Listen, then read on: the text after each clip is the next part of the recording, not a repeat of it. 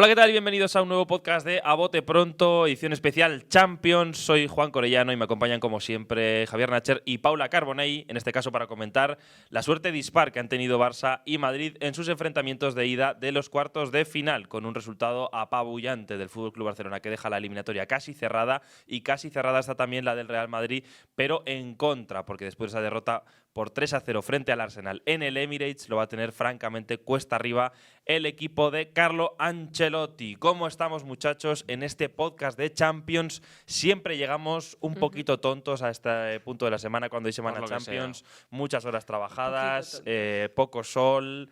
¿Y cómo estamos? ¿Cómo estamos en general? Muy bien, muy bien. Buenos días, Juan. ¿Cómo estás tú? Buenos días, feliz año, Nacher. Feliz año. Gracias. Veo que esto ya ha calado incluso en la gente de la media inglesa, lo cual me preocupa un poco. ¿Te preocupa? Me preocupa un poco, quiero decir, no quiero que esto llegue ya más lejos de lo que está llegando. Lo iniciaste tú también, he de No, decir. perdona, lo iniciasteis vosotros. A mí me parece que ahora mismo la broma de feliz año, Nacher, está en su punto más dulce. Hombre, Porque está en ya- abril. Claro, por eso. Porque a mí me apetece mucho hacerla en agosto. Vale. O sea, cuando ya te pille ahí como agosto, julio, como muy a mitad de año, muy gratuito, para ese oyente espectador que llegue así como de nuevas Ya. y de repente vea que hay tres tipos estúpidos diciendo, bueno, feliz año, Nacher, tal. Enhorabuena. Muy divertido, al final, ese tipo de humor que nos gusta. ¿Tú cómo estás, Nacher, que has hecho doblete esta semana de bien. Champions? Full de energía, que diría Carleto. Bien. Muy bien. ¿Y Winichus, todo bien? Winichus, muy bien. Me pone triste cada vez que me voy de casa, pero muy bien. ¿Por qué te pones triste? Hombre, porque le veo. O sea, es un perro, lo he dicho muchas veces, un perro súper dependiente emocional. Él cuando mi novia sale por la puerta, que se va media hora antes que yo, él ya ha asumido. Primero le ladra como diciendo, quédate, no se queda.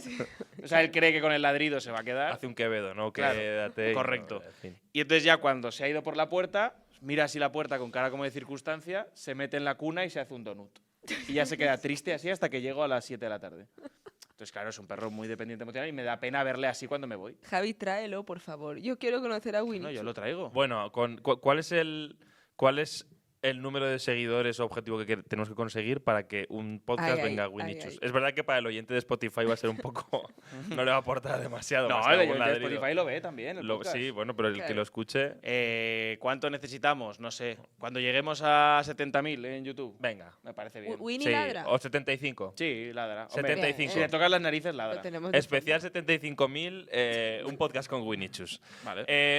Bueno, chicos, precisamente triste se ha quedado también el Dortmund. Vamos a empezar hablando del FC Barcelona, que lo tiene prácticamente hecho para el pase a semifinales después de haberle metido nada más y nada menos que 4-0 en el estadio Montjuic al Borussia Dortmund. Yo creo que un Dortmund que ha, bueno, pues ya confirmado lo que sospechábamos, que era uno de los peores equipos de los cuartos de final y que el Barça había tenido suerte en el sorteo. Así fue, porque la verdad es que no le plantó demasiada cara a un muy buen FC Barcelona. Hay que decirlo, que jugó un partido muy sólido en el cual tuvo el dominio del encuentro durante todo el partido. Es verdad que el Dortmund en algún momento pudo meterse con alguna acción de Guirassy, sobre todo, que falló lo inexplicable y tuvo poca puntería en lo poco que generó el Dortmund, pero no fue capaz de hacerlo, y el Barça ganó con comodidad 4-0 con un partidazo estupendo de su tripleta ofensiva, que ahora hablaremos. Por cierto, he leído en relevo un artículo de mi amigo Jordi Cardero con mucho tino que decía: este Barça está en de Flick, que el tridente de arriba no tiene nombre. No es MSN, BBC, Es no verdad. tiene nombre. ¿Cómo sería? Claro, es Lewandowski. Es RL, RLL. Uf, no, hay que… La RLL. hay que cambiar eso. La ERL.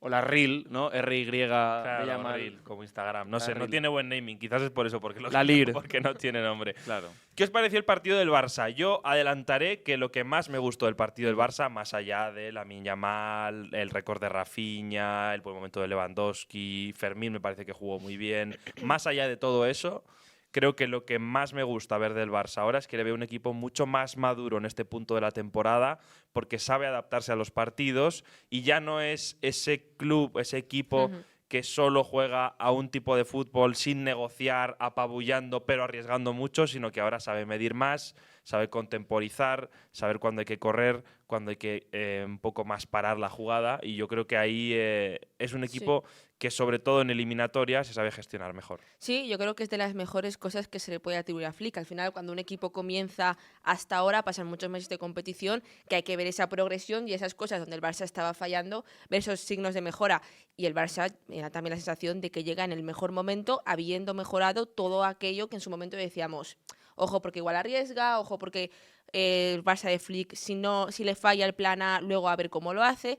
Yo creo que el Barça ahora mismo, el nivel que estamos viendo suyo es de un equipo que Flick le ha metido mucha mano y que además ha sabido corregir eso que antes no funcionaba. Metió mano en la media punta Flick en el inicio del partido porque no jugó Dani Olmo, que está lesionado. Tiene varios problemas musculares esta temporada que no están dejando tener continuidad. Y estaba la duda de si jugaría Fermín o si jugaría el bueno de Gavi. Finalmente lo hizo Fermín por delante de un Gavi que fue protagonista en la previa del partido porque soltó esa frase aplaudida, incluso que me sorprende por parte de los periodistas. Me pareció una actitud un poco profesional, ¿no? Un poco raro. Yo muy a favor. A favor de la frase suya, un poco raro lo de que los periodistas le aplaudan y le rían a un futbolista. Bueno, sí, un poco que se rompe la distancia, ¿no? Pero bueno, básicamente Gavi, si no lo habéis visto, dijo en rueda de prensa que hay gente que se piensa que yo no sé jugar a fútbol y no tienen ni puta idea, sin más. Y la gente se empezó a reír y empezó a aplaudir. Acabó en el banquillo, jugó Fermín, que jugó un buen partido. ¿Qué te parece a ti esa elección y ese un poco debate que hay, Nacher, con respecto a Fermín-Gavi? Pues que Gavi no solo tiene que adelantar ahora mismo la rotación a Dani Olmo, sino que parece que también a Fermín para esta temporada. Y me parece que Fermín le da algunas. A mí me gusta más como jugador Gavi, pero me parece que la posición que requiere el sistema de Flick se le adapta mejor a Fermín, que es un futbolista que es más para el frente de ataque, que ha jugado incluso por la izquierda, por la derecha, y que aporta pues un poquito, no sé, como más de verticalidad en los últimos metros. Es un futbolista un poco más ofensivo. A mí es un futbolista que me gusta mucho Fermín. Me parece que se le va incluso a infravalorar el hecho de ser un jugador de rol en el Barça y ser un jugador 12-13. Me parece que es un jugador que se ha inventado Xavi Hernández, por cierto. Qué gran pregunta. Ah, qué gran pregunta. Había que decirlo. Xavi, vuelve. tuya la Te echamos de menos. Vuelve, digamos, a nuestras vidas. Claro. No hace falta. Al Barça, Al Barça no hace falta. Al Barça no hace Al falta. Barça de momento no hace Pero, falta. ¿cómo echo de menos a Xavi? No sé, yo creo que ahora mismo hay poco debate del nivel de Fermín en esa posición y el de Gavi. O sea, creo que es lo que muestra el partido y el terreno de juego es lo que hay ahora mismo. Yo creo, o sea, que yo soy un enamorado de Gavi, Yo siempre he dicho que a mí Gavi me gustaba incluso más que Pedri cuando irrumpió, pero es que ahora mismo es palmario, o sea, en esa posición es mejor Fermín. A ver, yo creo que sobre todo para partidos como este, Fermín tiene mucha profundidad. Es un futbolista que hace mucho desmarque, que casi siempre todo lo que hace, si os fijáis, los controles, los pases, las conducciones, casi siempre son hacia adelante. O sea, es un futbolista que siempre trata de hacer a su equipo progresar. Cuando Gavi, yo creo que es un futbolista un poco más perfil centrocampista, con balón. De hecho, ya sabéis que Gavi ha jugado incluso en la posición de pivote o en un doble pivote muchas veces, y que no es tan profundo, tan vertical. Entonces, en partidos en los que el Barça pudo correr, de hecho pudo correr contra el Dortmund, varios de los goles, incluso uno en el que Fermín da una asistencia, es corriendo al espacio, ahí es mejor Fermín. Bueno, es que son dos perfiles de media puntas muy distintos. Sí que me da la sensación de que Flick se cree más a Gavi en esa posición de media punta y no tanto como un pivote o un futbolista que esté ahí acompañando más a Pedri.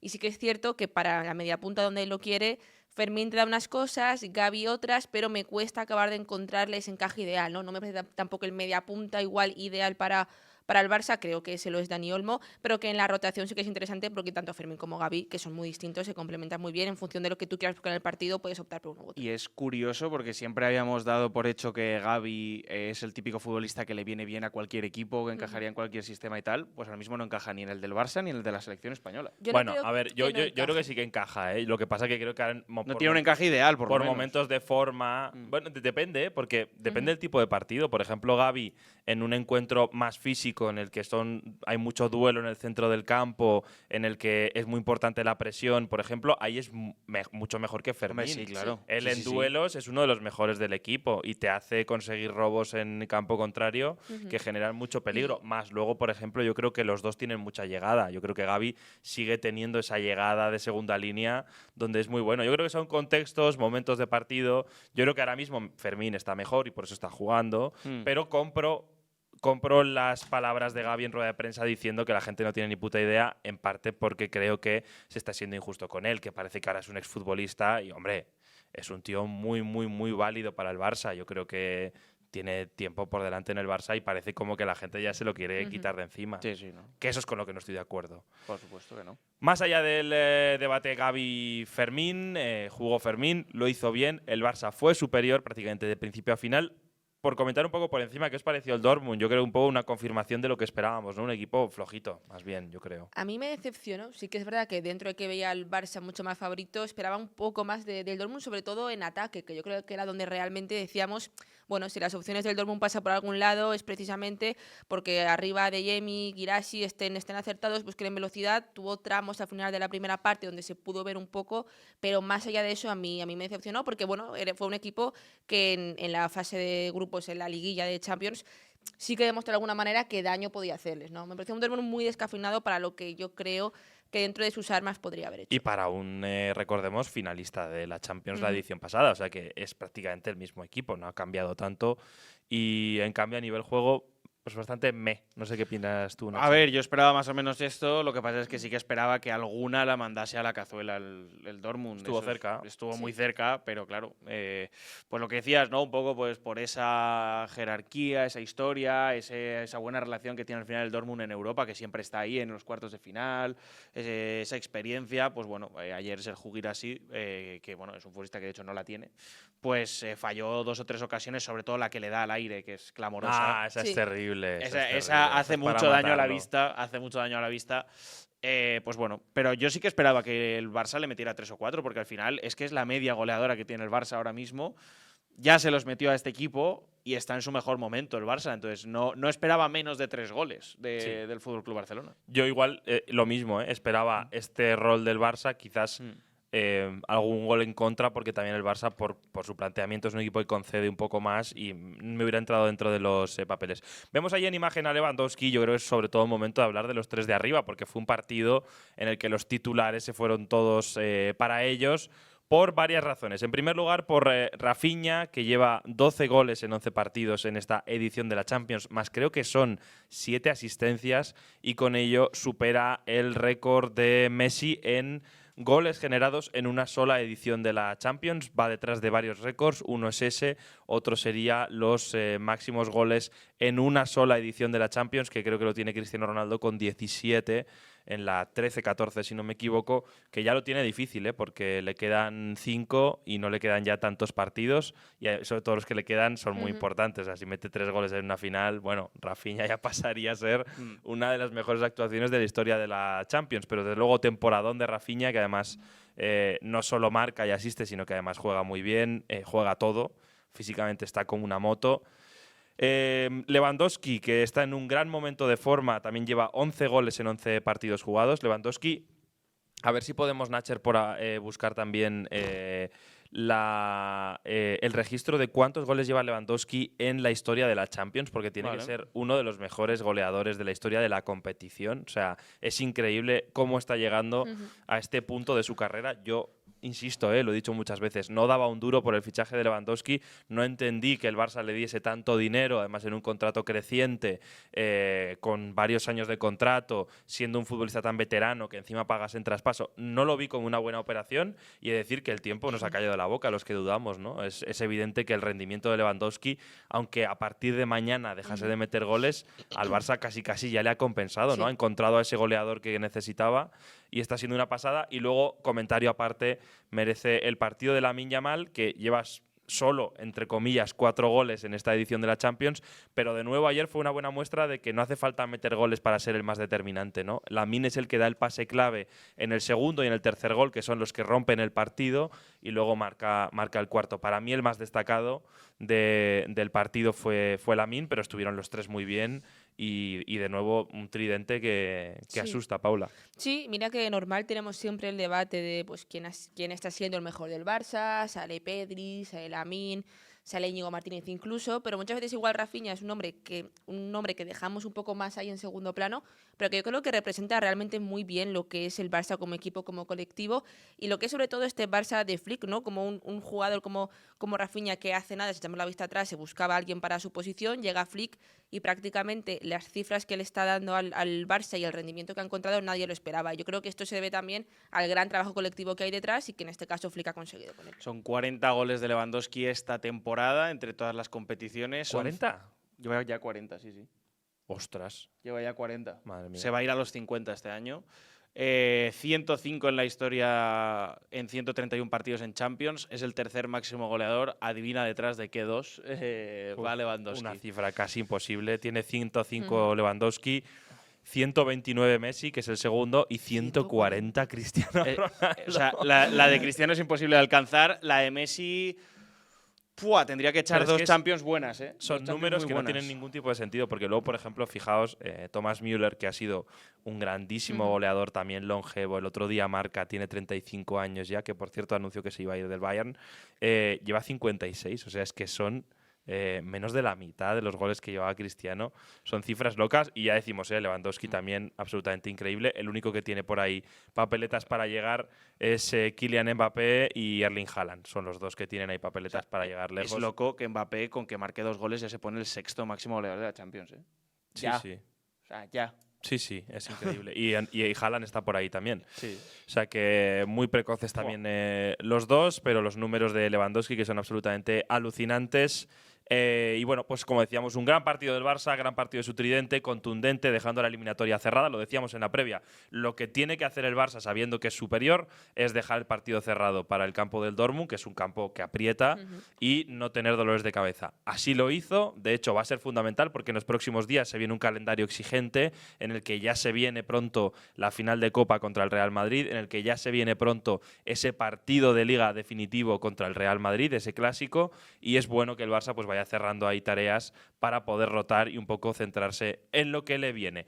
Jugó Ansu Fati algunos minutos testimoniales que, bueno, pues nos gustaría comentar que han dado para algo más, pero realmente pues no dieron para mucho. No tuvo más bola el Barça, incluso se vio que los compañeros intentaban buscarle para que metiese algún gol. No tenía minutos desde enero y, bueno, pues ahí está Ansu Fati, que veremos qué pasa con él en verano. Yo creo que será uno de los grandes debates, sin duda, con respecto a la planificación deportiva del Fútbol Club Barcelona. El partido de vuelta, bueno, si queréis comentamos, pero yo creo que va a haber rotaciones casi seguro y que va a haber un poco de fútbol gestión por parte del Barça, pero yo creo que no van a jugar bastantes titulares.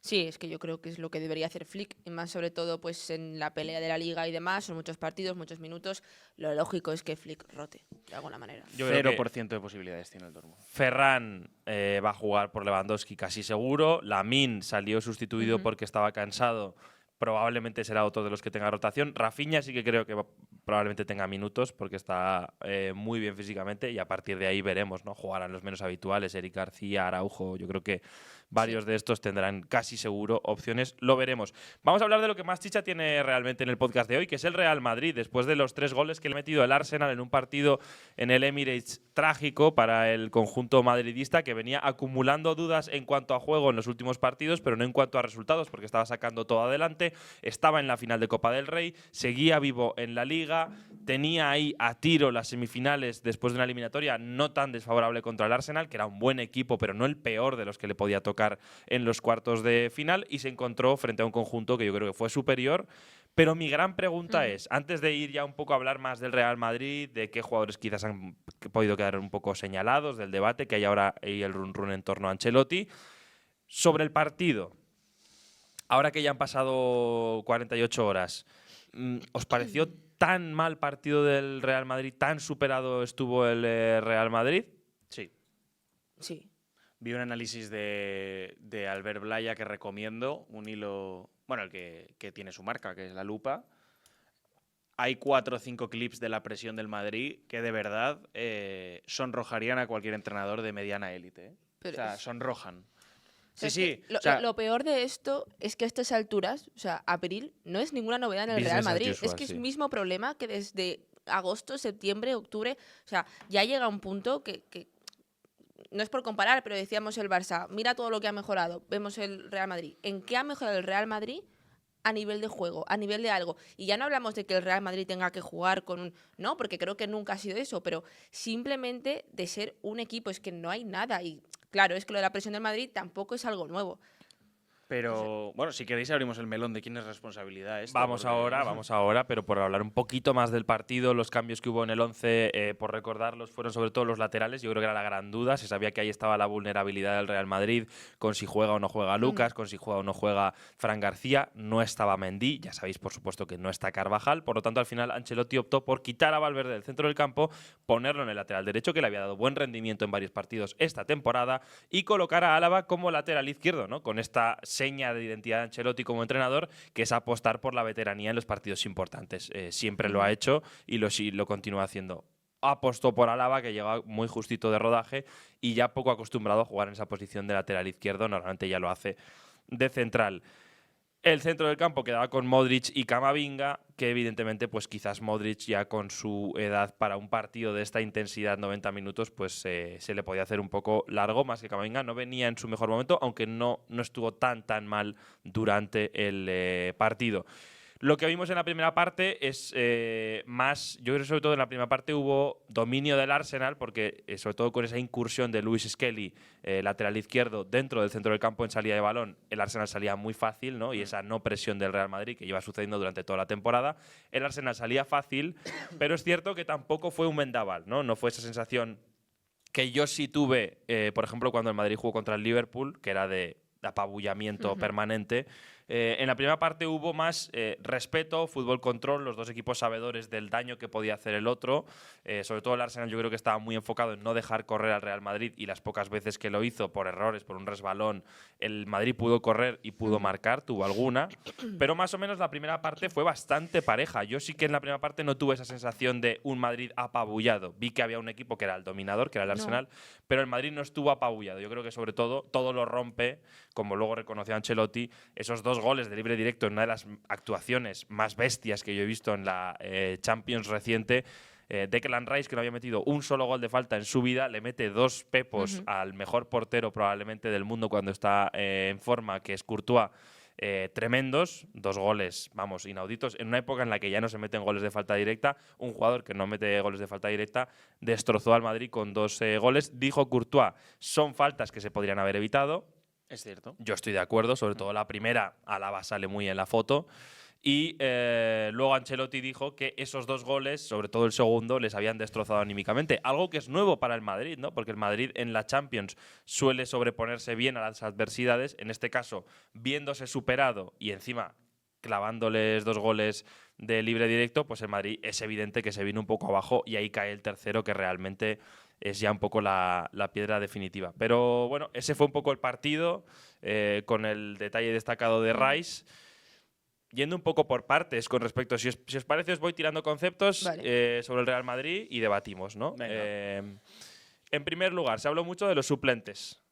0 minutos de Endrick, creo que fueron 5 de Brahim, y bueno, muy poca intervención de los mismos en el partido. Como siempre, como es habitual con Ancelotti, entraron muy tarde y con el partido ya prácticamente decidido.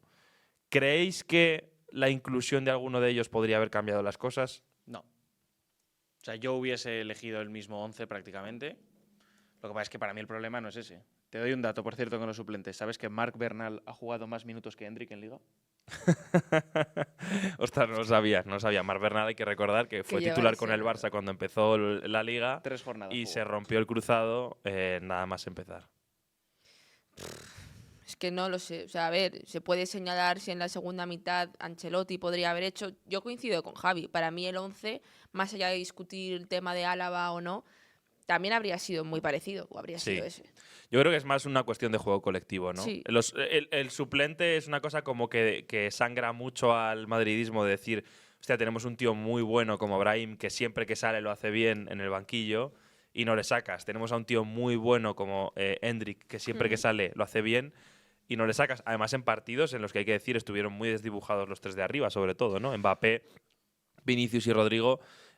Ahora hablamos de ellos, claro, pero fueron de los más desdibujados. Aquí para mí el tema es... Pero vamos por partes. Claro. O sea, estábamos con los suplentes. No, yo voy a la alineación. O sea, yo me ciño a lo de la alineación. Si aquí el problema es que el Real Madrid en abril su planteamiento, o sea, la dicotomía que tenía Ancelotti para el 11 era muy simple. O dejo desguarnecidos los laterales con Fran y con Lucas y pueblo el centro del campo con Fede Valverde, Camavinga y Modric, o me protejo por los laterales y dejo el centro del campo. ¿Qué fue lo que hizo? ¿Qué fue lo que hizo? Pero que el Real Madrid en abril solo tenga dos alternativas, o sea, elige tu manera de morir, porque sabes que vas a morir. Ahí está, para mí el problema está bueno, ahí. Hay un punto de planificación deportiva, ¿no? De no haber llegar. estado todo lo bien Correcto. cubierto que quizás podía haber estado. Es verdad que llegas también con la lesión de Ceballos, que llegaba muy bien, y si hubiera estado, pues probablemente habría jugado en este partido, además contra su ex equipo. Pero bueno, puede haber un tema de planificación, ¿no? Con los suplentes y con la planificación, eso se señaló. Vayamos a Ancelotti. Ancelotti, muy cuestionado en las últimas horas, titulares muy contundentes. Ancelotti en la cuerda floja, Ancelotti al límite, Ancelotti herido de muerte. He leído todo, prácticamente titulares literales en prensa española. Aquí, evidentemente, cuando es un problema de juego colectivo, se mira al entrenador, ¿no? Y aquí yo creo que para mí, ya lo adelanto, reside el principal problema del Real Madrid, que es que el Real Madrid tiene jugadores y plantilla para jugar mejor, ¿no? Sí, o sea, el tema relacionado con Ancelotti, lo que no puede ser es que en el partido frente al Arsenal, a ti, o al menos a los jugadores, porque es la sensación que dio, les sorprenda que el Arsenal meta a Lewis Kelly en el centro del campo, un 3+2, ya tiene su primera salida de balón. Coño, eso es trabajarte cómo juega el equipo rival. Enfadado, Paula, ¿eh? No, porque es que son cosas que eso es ver cómo juega el equipo rival y trabajar el plan de partido y Con la decirle, pizarra no se juega. A Vinicius y a Mbappé, No, Pizaules no. o la presión la mejoráis, o, Sí. o esto se trabaja, o Sí, si no, sí. van a salir muy fácil de primeras. Y daba una sensación de que el Arsenal, en ese sentido, podía hacer lo que quería. Yo no digo que apabullase al Real Madrid, pero sí que me pareció que estaban una velocidad por encima y una marcha más que el Real Madrid en ese sentido. Totalmente, pero yo creo que, por ejemplo, lo hemos visto con el Barça, ¿eh? El juego de la presión es un juego en el que se hila muy fino. Es decir, tienes que tener unos automatismos y una coordinación colectiva muy buena. Es decir, lo tienes que haber entrenado mucho, porque si vas a la presión y no vas coordinado, al otro No, equipo, es que- a nada que sea un equipo bien trabajado, como lo es el Arsenal de Arteta, por mucho que esté segundo en la Premier League y por mucho que no sea su mejor año y tenga muchas bajas, es un equipo muy maduro y muy trabajado. Les va a costar desarmarte la presión 4 pases, Es como que- les costó todo el partido, porque es que a la presión o vas coordinado o mejor no vayas. No, y este Real Madrid no sabe presionar, es la verdad. Las pocas veces que el Real Madrid ha intentado presionar, no ha salido. Entonces, bueno, sí, pues tienes que tener un rol más pasivo a nivel defensivo, que es lo que el Real Madrid suele hacer. Pero es que tampoco lo hace bien. Quiero decir, el Real Madrid defiende mal. Sí, puedes intentar que el Real Madrid sea más compacto y cuando pretendes que sea más compacto, se mete Odegaard, se posiciona un poco más hacia la derecha para buscar un poco la espalda del pivote y ya te han encontrado. Quiero decir, es que tú me dices, no, es que el Real Madrid no puede presionar, lo entiendo, cuando lo ha hecho ha salido mal. Bueno, es que el Real Madrid que intente ser un poco más compacto. Tampoco le ha salido bien en ese sentido al Real Madrid. Sí, yo todo lo que decís estoy de acuerdo, pero para mí hace tiempo ya que cada vez es menos responsabilidad de Ancelotti, me explico. O sea, evidentemente es el entrenador y es el responsable de que el equipo juegue bien o juegue algo, en este caso, pero cuando tú a Ancelotti le fichas un futbolista, un rock and roll, una estrella del rock como es Mbappé, no le fichas un lateral, no le fichas centrales, no le fichas un centrocampista, no le fichas lo que necesita el equipo, y permites que esto siga adelante, incluso con un mercado de invierno, porque lo de los centrales es de septiembre, la lesión de Carvajal es la primera semana de octubre.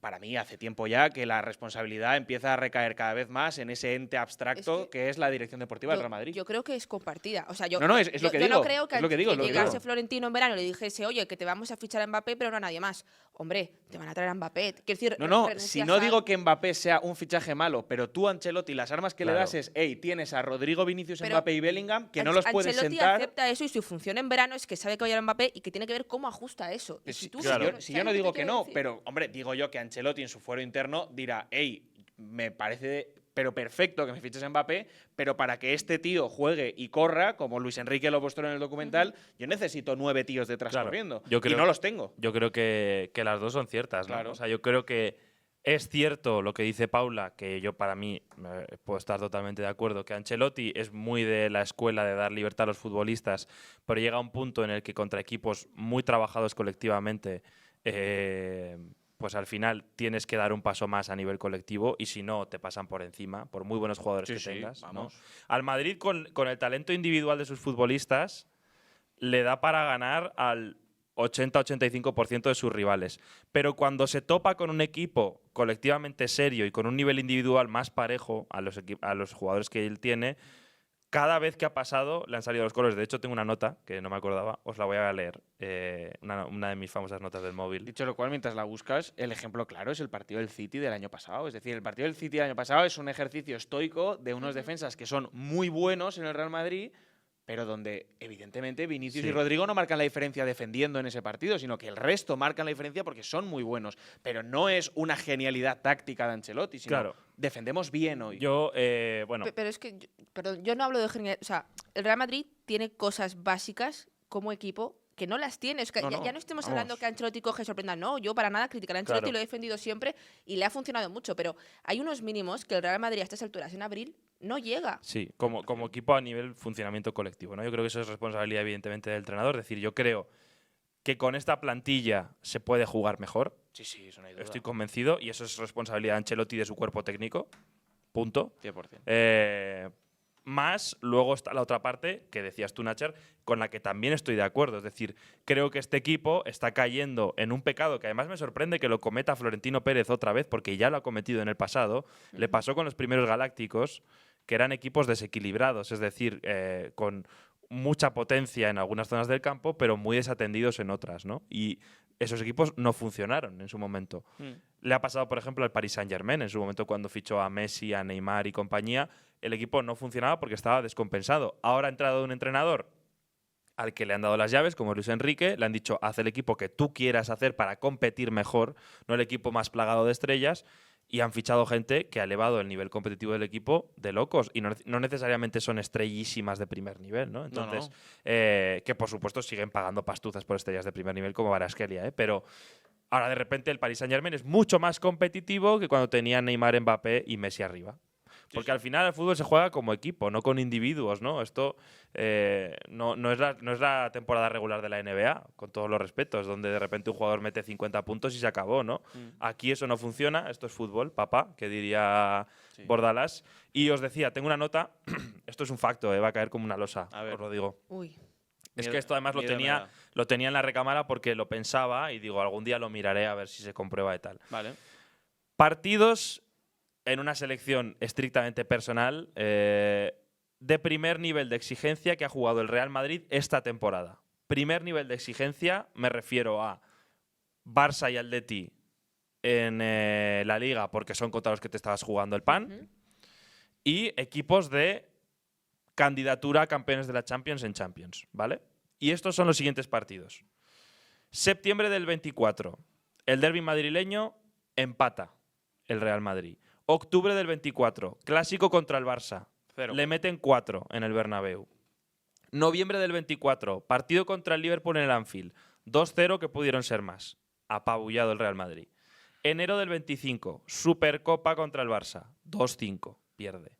Febrero del 25, derbi madrileño en Liga. De nuevo empate a 1. Febrero del 25, partido contra el City. Y meto al City por historia, pero a mí, por juego y por momento, no me parecía un equipo tope. Gana 2-3 y gana 3-1. Marzo del 25, partido de Champions contra el Atleti. Gana 2-1 la ida y 1-1 de nuevo la vuelta. Abril del 25, partido en Champions contra el Arsenal. Bueno, pierde la vuelta 1-0. Sí, se come un 3-0. Y te has dejado el Milan que le ganó 1-3 en el Bernabéu. Que son partidos que te pueden pasar, pero ya digo, los de primera exigencia, y si por ejemplo meto al Athletic, que es el cuarto clasificado en Liga, el partido que has jugado contra él lo has perdido. Y veremos el de esta vuelta. Sí. Realmente te ves los resultados y así son 4 derrotas, bueno, 5 si cuentas la de la Champions efectivamente, porque lo pierdes a 90 minutos contra el Atleti efectivamente. 5 derrotas, 2 empates, 3 victorias, 21 goles en contra. Sí. 21 goles en contra en 10 partidos, ¿eh? A 2 en contra por partido. Se hizo muy viral ayer un tuit de un seguidor del Real Madrid que decía, pues qué cojonuda la Superliga para el Real Madrid. Ponía todos los resultados de este año contra equipos de Superliga y había perdido todos el Real Madrid. Entonces, yo al final creo que es un equipo que lo que te evidencia esto, o sea, el Real Madrid ha cosechado estos resultados y aún así ha llegado a este punto de la temporada vivo en todas las competiciones. ¿Por qué? Porque tiene un equipo con tanto talento individual que, aun jugando mal a nivel colectivo, le ha bastado con eso para llegar vivo a este punto de la temporada, ganando a los rivales a los que claramente es superior. Pero cada vez que se ha enfrentado con un equipo en el que el enfrentamiento es de tú a tú y con un planteamiento colectivo serio y con jugadores a nivel individual serios, ha perdido, y muchas veces ha perdido bien, o sea, apalizado. Sí, Entonces, lo peor que se puede decir del Madrid es que de septiembre a ahora es peor equipo. Ha involucionado. No ha evolucionado, ha involucionado. Bueno, yo es que creo que es un equipo parecido, la verdad. Bueno, pero que es lo mismo. Sí, sí. O sea, si en 10 meses no has evolucionado, estás involucionando realmente. Sí. Y bueno, si queréis por comentar, hemos hablado de Ancelotti, de la planificación, de los suplentes. Hay mucha crítica, un montón, con Mbappé, Vinicius y Rodrigo. No sé si queréis comentar algo de esto. Yo diré también que mucha de la crítica me parece desproporcionada en general. Yo creo que el Madrid es un equipo que colectivamente no juega bien, pero luego… bueno, ¿qué opináis? Pues que, o sea, a mí me parece que es una cuestión de que si nadie les hace entender que tienen que ser un equipo y correr… Es que si el ejemplo lo tienes enfrente con el Barça, si es que no hay más. O sea, Lamine Yamal se mata a correr, Rafinha se mata a correr, hasta Lewandowski. Es tan sencillo como, hey, ¿queréis jugar todos? Queremos que jueguen todas nuestras estrellas. Tienen que jugar así. O sea, no hay otra manera en el fútbol moderno. No pueden no correr 4 futbolistas. Es imposible. Es que a mí con el Madrid me ha pasado que a lo largo de la temporada se ha señalado ya a tanta gente. Al principio era Tchouaméni, luego Lucas Vázquez, ahora es Mbappé, ahora es Vinicius, ahora es… Bueno, que sí, que hay muchas cosas que poder criticar precisamente, yo creo, a Mbappé, a Vinicius, sobre todo sin balón. Pero es señalar, yo creo que es que cada mes vamos cambiando de culpables. Yo creo que eso es un síntoma de que igual hay algo más allá que no funciona, sobre todo a nivel colectivo. Una gran reflexión, me parece. Cuando todos los individuos empiezan a fallar, probablemente es que hay algo en lo colectivo que no está funcionando, ¿no? Yo creo que esa es un poco la reflexión con respecto al Real Madrid. Última pregunta antes de pasar a la sección del barro. ¿Hay esperanza para el Real Madrid? Esa es la pregunta. El título de este podcast, incluso. Porcentajes. Porcentaje no lo sé, pero yo te diré que sí, es que es lo que tiene este equipo. Es que a nivel individual es complicado imaginar un partido donde Vinicius y Mbappé estén mega inspirados porque pocas veces lo han estado los dos juntos. Pero bueno, es que el Madrid es esto.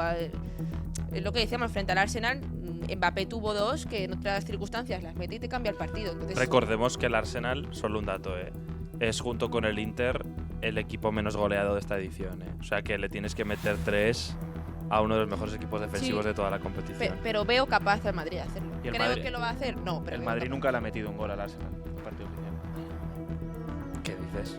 Han jugado 3 veces. 0-0, Ya, 0-1, Henry 3-0. y tal, sí. Es un dato que te aporto yo, a ver, lo emocional pesa mucho en la Champions. Y, ¿cómo puede remontar el Madrid? Hombre, pues minuto 5, gol de Mbappé, y ya se te cae metes abajo el de alguna Bernabéu manera. y los jugadores del Arsenal se hacen caca. Pero Es difícil. yo lo veo complicado, la verdad. Yo le doy un 10% al Madrid. Sí, yo también. Por ahí. No más. Que ya está bien, ¿eh? Es increíble que Arteta, con un 3-0 y viendo el equipo que tiene enfrente en la rueda de prensa, siga diciendo que no es favorito, ¿eh? Hombre, es que yo diría lo mismo si soy Arteta. ¿Qué vas a hacer? ¿Qué vas a, Pero qué- que es increíble, me refiero que si tuvieras enfrente al John Yo es que Boyce… la vuelta del Bernabéu es lo que dice Juan, minuto 5, se adelanta el Madrid. Cuidado con lo y de- ya estás aquí. Cuidado con lo de favoritos no favoritos, que habéis visto en Europa League, por cierto, que Onana dijo que eran claramente Bueno, la favoritos que le contra el cayó. Lyon y salió Matic, el jugador del Palos. United, entre otros, diciendo: Ey. cuando eres uno de los peores porteros de la historia moderna del ¡Pam! United, deberías callarte primero. Y facto, la verdad, facto. Bueno, yo le doy un 10 también. Como Venga, mucho, un ya 10. está. Todos un 10. Que puede ser, que si remonta el Madrid, pues nos sacáis este clip y yo me callo y ya está, no pasa nada. Pero la lógica es que no. Pusiana, Sagrados Corazones, Padre Damián y Yo le ya doy veremos un qué pasa. 80 Arsenal, 20 de Madrid. ¡Hola! Un 20. Sí, ahora va a No, empezar… 20 tampoco te cambia aquí. Tengo- Paula vendrá el miércoles. Yo lo dije, yo lo Tengo, dije. Pero que tengo- un tengo un 80 grupete sigue siendo un de 80. amigos que son todos del Madrid Mentira. y luego cuando ganan las Champions y tal me llaman y me insultan siempre y me dicen cosas. Que siempre antes de los partidos de Champions de Madrid tienen como una liturgia de pasar una foto de Zidane, del Brujo, El Brujo. no sé qué. Es muy se ve en un documental Hombre, que hay del yo Madrid. te digo una cosa, O ¿visto sea, lo- van a empezar a activar todo esto. Claro, yo te iba a la decir, vuelta. yo soy Ancelotti, lo pensé el otro día, dije, yo soy Ancelotti, la semana que viene, el lunes al entrenamiento en Valdebebas y el miércoles en la charla prepartido, Toni Kroos ahí dentro. O sea, Toni Kroos en plan, hey chicos, esto ya Y lo hemos Zidane hecho. en tal. la grada en el Bernabéu. Correcto, y Zidane en la grada sí. Como O sea, planta yo soy más. Ancelotti y ya me agarro a lo que sea. O sea, a lo que sea. En fin, vamos a agarrarnos al barro, vamos al debate. Barrito, que en este caso he tenido que improvisar porque Paula Carbonell no ha hecho los deberes. Esto es lo que hay. Esto es lo que hay. Tenemos que traer un barro cada vez uno y te has rajado, Sí. Paula. No he caído, no he caído. Me has tirado a los leones. Tengo un debate. A ver cómo lo introduzco. Porque- No. Bueno, primero un facto. Venga. Venga. Los 4 Suéltalo. equipos que parece que van a llegar a semifinales en este momento, que son Paris Saint-Germain, Fútbol Club Barcelona, Inter de Milán ¿Y Arsenal? y Arsenal, son los 4 equipos que tienen mejor entrenador.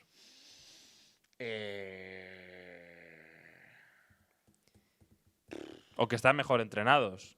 Diré. No es lo mismo, sí. Diré. O, vamos, claramente, que Emery, buen entrenador, Guardiola, por mucho que esta temporada no se haya dado, es buen entrenador, pero creo que se ha notado la diferencia. Que hay más sello de autor y están mejor entrenados, sí. Se ha Yo no notado la pondría diferencia. nunca a Emery como mejor entrenador que Ancelotti. Nunca. Yo, Vale. por ejemplo. O que Guardiola, que no está. No. Claro. Mi pregunta es, para el debate, el Paris Saint-Germain de Luis Enrique, nuestro querido Luis Enrique, Boh, va como un pepino. sí. El otro día le metió 3 al Aston Villa, uno en el último minuto ya para ponerle el último clavito en el ataúd. Este tal Doué es una auténtica bestia. Es buenísimo. Es ese una Doué. auténtica bestia, me encanta. Y Barcola también, por cierto. 2 jugadores que tiene el PSG para rato, macho. Grande. Pongámonos en un supuesto. Vamos. Luis Enrique gana la Champions con el Paris Saint-Germain. Vale. ¿Dónde lo ponéis? Ah, En el ranking de entrenadores de la historia y de entrenadores españoles de la historia. De la historia. pensaba que la pregunta iba a ser ¿dónde lo celebráis? Digo, No, yo en ningún sitio. La Champions del Paris Saint-Germain. no hicimos en a bote pronto. Sí. Vale. Creo Bueno, pero recordar. claro, No, quiero saber dónde lo pusimos. cambiaría la movida. Claro, pero quiero saber dónde Sí, lo sí, pusimos. por búscalo, eso, por búscalo. eso. Lo pusimos como segundo escalón o así. Lo pusimos ya muy arriba. Lo pusimos muy arriba. Sí. Y claro, la movida es, he estado mirando antes Claro, y entrenadores que hayan ganado la Champions con 2 equipos son muy pocos. O sea, Pues siento decirte, Juan Corellano, que ya donde lo metimos. claro, que donde lo metimos en aquel vídeo no se le puede subir mucho más, ¿eh? Claro. pero y a nivel histórico, porque claro, yo con Luis Enrique siempre está el debate sobre si es un entrenador muy sobrevalorado, para mucha gente es un entrenador sobrevaloradísimo, y hay gente que lo tiene endiosadísimo. Yo mi duda es, si hace que Luis Enrique sea el que le da la Champions ansiada al Paris Saint-Germain finalmente es él, después de que hayan fallado en eso Ancelotti, Tuchel, Pochettino, Emery, y llega él y lo consigue, además sin Mbappé, sin Messi, Sí. ya sin nadie. No sé, os subiría en el ranking. Os leo. Es que por delante de Guardiola no va a estar. No. Claro. No. Eso es que, claro, No. hablamos de un nivel. O sea, ya evidentemente Reque te confirma que está por delante de Emery, de Valverde y no hablemos de Rafa Benítez, que Que es curioso porque, claro, a Luis Enrique lo ponemos por delante de Emery, de Valverde y de Rafa Benítez cuando en títulos tiene menos títulos que todos esos 3. Realmente. Sí. Porque Luis Enrique luego es verdad que es un entrenador que no ha ganado tanto. No. De hecho, No ha ganado tanto. De hecho, prácticamente, vamos, lo del Barça, el triplete, pero no mucho más. Lo digo porque, mira, campeones de Europa con varios equipos. Ancelotti ha ganado 4, 2 con el Milan. Ha ganado 5, 2 con el Milan y 3 con el Madrid. Ernst Happel ha ganado 1 con el Feyenoord y otra con el Hamburgo. Heinkes ha ganado 1 con el Madrid y otra con el Bayern. Otmar Hitzfeld ha ganado 1 con el Dortmund y otra con el Bayern. Mourinho 1 con el Porto y otra con el Inter. Y Guardiola 1 con el Barça, 2 con el Barça, perdón, y 1 con el Manchester City. Claro, es que entraría en una lista Sí, Pero sí. es que las de locos, pero ¿eh? es que las que ha ganado Mourinho siguen siendo muy difíciles de ganar, ¿eh? Sí, claro, Mourinho ganó una con el Porto y una con el Inter al Barça de Guardiola. Sí. Es que… Esto es así. Sí, que la del PSG tiene un mérito de la leche, si la gana Luis Enrique. Pero la del Barça de la MSN, no voy a decir que la gana cualquiera, pero hombre, no se puede comparar a ganarla con el Inter. Era un o el equipo Porto. muy potente, sí, Claro, sí. no se puede comparar. Ahora, era un equipo que jugaba muy bien. Muy bien también. Era un equipo que jugaba Y muy que bien. parecía que se caía en enero y lo recondujo con un triplete. Muy bien, Luis Enrique. Para vosotros creéis, bueno, la pregunta la atino un poco más, porque para mí es un poco el debate, que si Luis Enrique ganase una Champions con el Paris Saint-Germain, ¿se sentaría en la mesa de Mourinho y de Guardiola? Uf. No, ¿Y de Ancelotti y toda esta gente? no. Para mí todavía no. Vale. No lo sé. No lo tengo tan claro. No. No, yo creo que no. O sea, joder, que Mourinho ha ganado, tío, títulos con todos los equipos que ha jugado, que ha entrenado prácticamente. Sí, no. Claro, sí, está claro. tiene pero- mucha más trayectoria también. Sí, pero Pero- que Luis Enrique en el Celta y en la Roma… Bueno, me falta el arroz. Con la decirte Roma ha que- ganado la Conference League, Mourinho. Bueno, pero es que la conferencia. Ya, pero… Fíjate, No, no me los palos parece- que se están cayendo por No, aquí coño, de Paula. Pero Unai Emery con el Valencia, con el Sevilla, con el Villarreal, con todos los que ha entrenado, Sí, sí. por ejemplo, Sí, sí. sin ir más lejos. O sea, Yo creo que, quiero decir, Es verdad que Luis yo creo que Enrique- hacemos de menos el y triplete. que de aquel Luis Celta Celta no era de Enrique. maulas, Luis precisamente. Enrique, Ahora Luis hacemos de Enrique claro, tiene una cosa que es que ha entrenado menos equipos, porque yo creo que sobre todo le hubiera cambiado mucho la película con algo ganado en la selección española, pero en la selección española se tira mucho tiempo y no gana nada. Por ejemplo. Y se va él, y es irse él y pamba. Claro que justo también con Luis Enrique, yo creo que esa comparativa con la selección española siempre se es muy injusto, porque Luis Enrique se va cuando justo están llegando Nico Williams y Lamine Yamal, que para mí son los que realmente pegan el clic a la selección española y que le hacen ser un equipo ya total. O sea, yo creo que si Luis Enrique hubiera tenido a Lamine Yamal en el Mundial, ojo, ese Mundial lo ganamos. Yo creo. Pero bueno, claro, si lo típico de si mi abuela tuviese ruedas, no sería mi abuela, sería una Claro. bicicleta. Claro, pero te la cambio. ¿Y si Luis Enrique no hubiese entrenado al Barça que entrenó y hubiese entrenado al de Koeman? Me has soltado un facto tú es que, también. claro, Me él has también soltado ha, un facto tú ha también. tenido… Pero es que es lo que digo, ese Celta precisamente no era de maulas, ni esa Roma. No, ni Claro. ni la selección española que tuvo era mala, tenía una buena generación. Correcto. Eso Y es Emery, así. por ejemplo, tampoco es que haya tenido especialmente equipos malos, que antes lo estaba elogiando. Ha tenido un buen Valencia, ha tenido un buen Villarreal, ha tenido un buen Sevilla, pero claro, les ha sacado un jugo que Sí, pocos sí. entrenadores les puede sacar también. A ver si vamos a poner a Emery ahora por delante de Luis Enrique, nuestro que tío, ya no se Emery- puede cambiar. Pero Emery es No. que de este siglo es top Pero 3, top Emery no- 4. pero Emery no va. Sí, pero no va a estar por delante de Luis Enrique. Que no estoy diciendo eso, digo, Ah. pero Tú que eres es muy top 3, pro Luis Enrique, Paula. No es que sea muy pro Luis Enrique, pero bueno, las cosas como son. Es que a veces hablamos de Luis Enrique como si el triplete que hubiese ganado en el Barça no tuviese su mérito, como si tal, como si no. Bueno, Yo solo digo que el Barça. O sea, Guardiola con el Barça, con aquel Barça,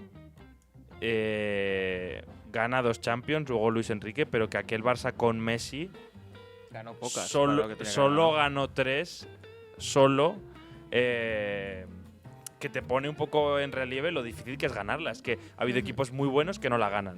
Sí, Lo sí. raro es lo del Madrid, que la gana todos los años. eso es lo raro. Menos yo creo. este no tiene pinta. Bueno, ahí queda el debate. Ya nos decís en comentarios qué os parece eso de Luis Enrique. Si ganase la Champions, ¿dónde se os quedaría a vosotros en el ranking de españoles, entrenadores españoles de la historia y entrenadores del mundo? Si podría incluso comer en la misma mesa que Mourinho y que Guardiola, o para vosotros todavía no está en ese punto. dicho esto, Guardiola me parece que está.